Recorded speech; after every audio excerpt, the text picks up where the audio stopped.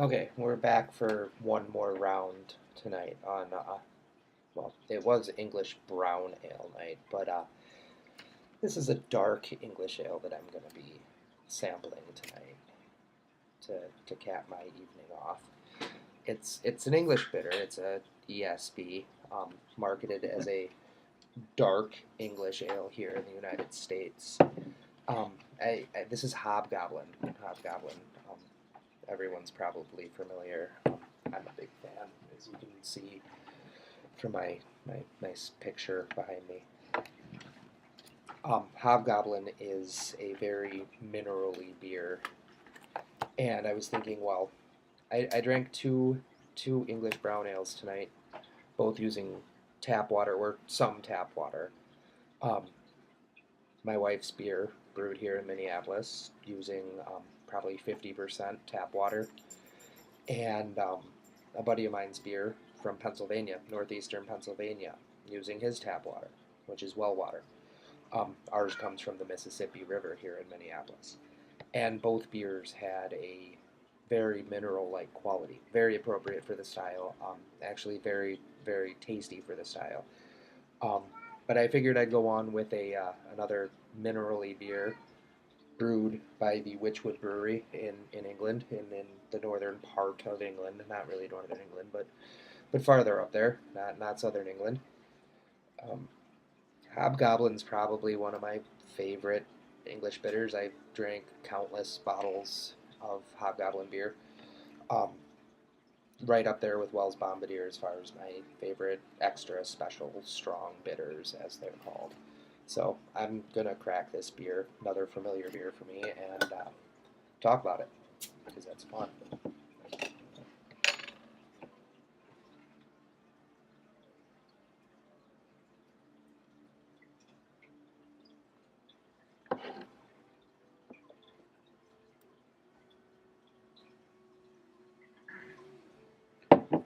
Hobgoblin, as it appears on camera, it looks very dark. To me, it's very dark amber,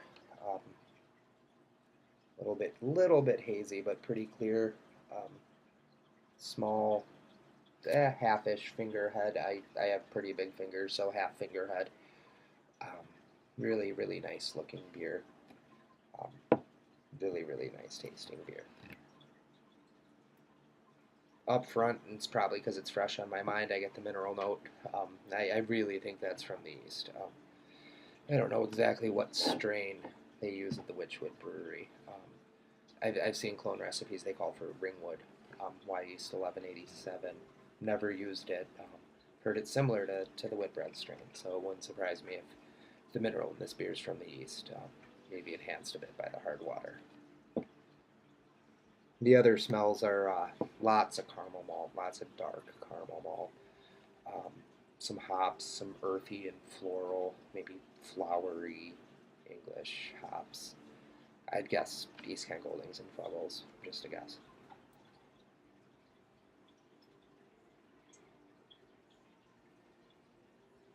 The beer's freaking divine. Uh, very malty, very caramely.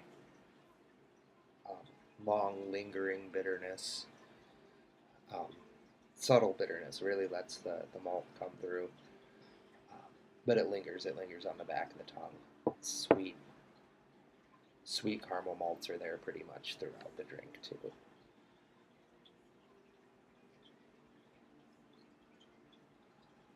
I get a lot of dark fruits.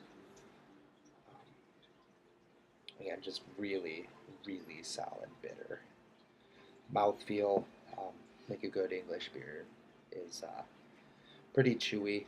Um, it's a dry beer, but mouthfeel solid. Low carbonation, even for a bottled version. Um, I can't say enough about how great this beer is. Probably one of the easier to find of the great English ESBs.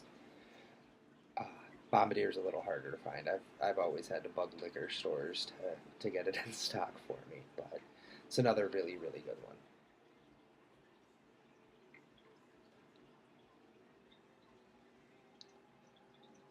very, very solid bitter. I think that beer would be best served with a couple fingers of a good rum or a good whiskey after dinner, maybe a cigar, um, followed by a nap. So, Hobgoblin beer, an example of a minerally but still incredibly delicious. Not brown, but dark. It's English pale ale isn't pale. It's dark beer, um, but very sessionable, very tasty. Hobgoblin, good beer. Get some.